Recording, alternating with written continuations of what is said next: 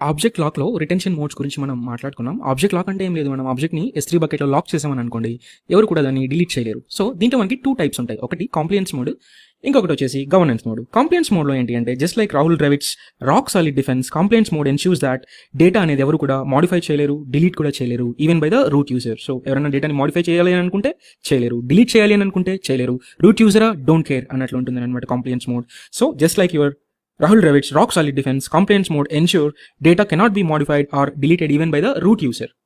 And whereas in our governance mode లో ఏంటి అంటే just like our captain cool, ఇక్కడ మీరు చూసినట్లయితే గవర్నెన్స్ మోడ్లో ఏంటి అంటే కెప్టెన్ కూల్ అని అంటూ ఉంటాం మనం ధోనిని, అండ్ స్ట్రాటజీస్ని ఫ్లెక్సిబుల్గా అడాప్ట్ చేస్తూ ఉంటారు అనమాట ఈ సిచ్యువేషన్స్ని బట్టి కూడా. సో గవర్నెన్స్ మోడ్లో మనకి ఏంటి అంటే మోడిఫికేషన్స్ అనేది అలో చేస్తుంది. ఎవరికి పడితే వాళ్ళకి అలో చేస్తుందా? లేదు, ఓన్లీ విత్ స్పెషల్ పర్మిషన్స్ ఉన్న వాళ్ళకి మాత్రమే అలో చేస్తూ ఉంటుంది గవర్నెన్స్ మోడ్లో.